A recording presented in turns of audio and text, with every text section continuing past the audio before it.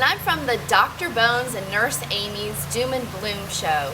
We have a podcast on Mondays at 9 p.m. which lasts for about 90 minutes, and we talk about all kinds of things for prepping, like urban homesteading and medical topics, and anything that we can do to help you get prepared in case something bad happens, like a collapse situation. Today we're going to talk about growing cucumbers.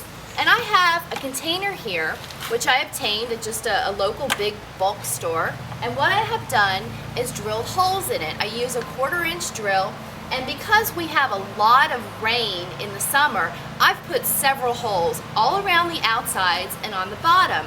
If you have less rain and you need to be doing some hand watering, you may want to put a few less holes so the container will actually hold some more moisture. You don't want it to get too dried out. Cucumbers love moisture, but not muddy, so make sure you do that balance. If you've already planted them and it seems like the soil is getting too wet, go ahead and just use your drill and add some more holes. It won't hurt anything. The roots of the cucumber are actually pretty shallow, so if you go towards the bottom, you won't be damaging anything. So after you get your container and you put your holes in it, you need to get your soil. I use a combination of both potting soil and a little bit of gardening soil.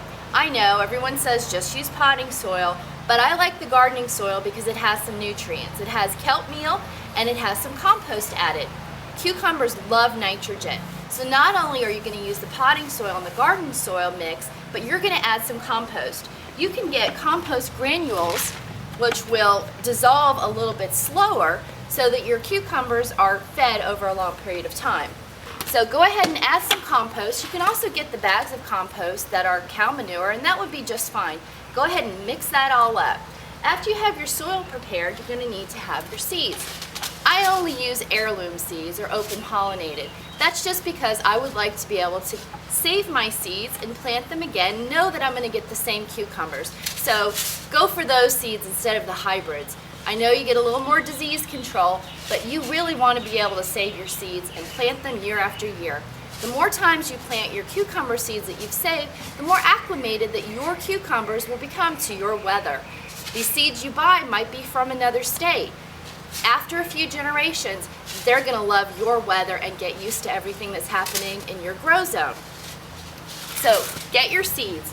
Now, when I plant my seeds, I always mix the seeds with a little bit of a microorganism.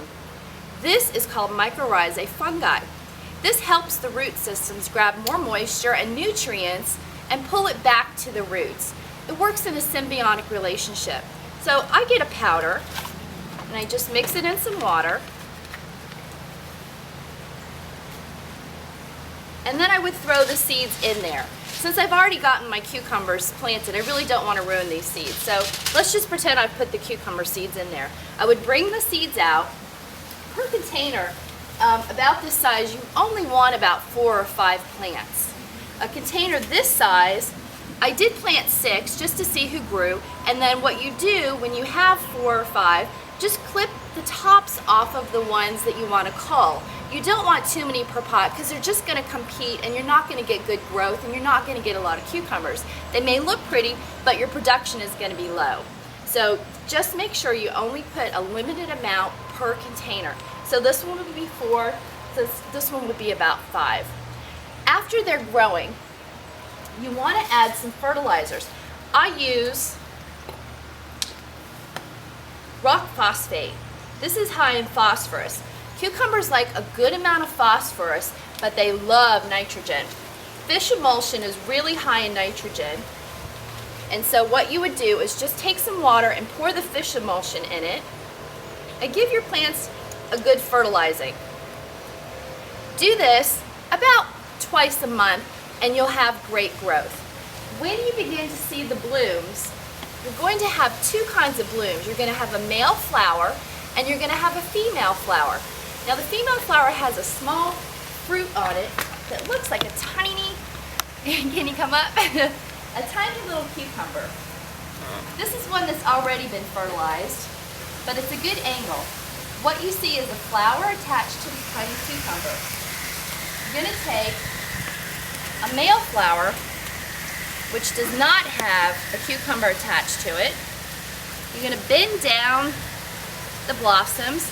The pollen is inside of this flower. You're going to take this and just touch inside, ready, of the female flower. And you're just going to put some pollen there. Now I would probably use 2 or 3 of these male flowers just to be sure. And this should be done in the morning because the pollen is most ripe in the morning. After you've done that, your cucumbers are going to begin to grow. Now I've had a couple of problems with my cucumbers. I like to use neem oil, which I'm going to grab here. Neem oil is an excellent fungicide. It also helps prevent white flies and beetles. Cucumber beetles will attack your cucumbers, so you got to use something. This is organic. Just put it in a spray bottle with some water, follow the directions, and just give your cucumber leaves a good spray. This is best done in the morning before the hot sun comes out because you don't want the oil burning your leaves. And you can see I've had some issues and I need to spray some more. Cucumbers love water. Make sure you're watering them. If it's very hot, probably every single day. To prevent the moisture loss, I do put pine straw as a mulch over the seeds right after I plant them. This will help keep the soil from drying out too much. And you can see what I did over here.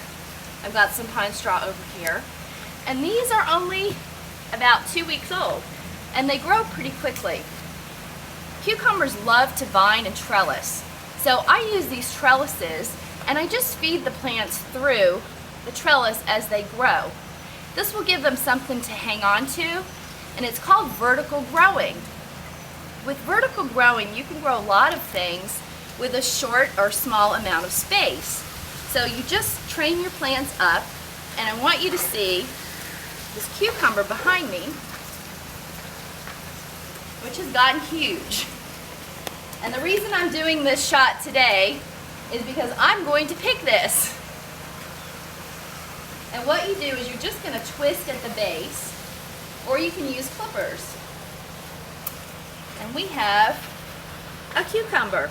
Now not only will we eat this, but we're going to save the seeds because I can't imagine any more of my cucumbers getting this big. So you want to save your biggest and best fruits from your plants to replant. So this is going to be some saved seeds also. Now if you'd like to see some more of our topics, please visit our website at www.doomandbloom.net. We'd love to hear from you. Send us some comments and maybe some show ideas. So watch or listen to our podcast and come visit us on the website. Thank you so much. Bye-bye.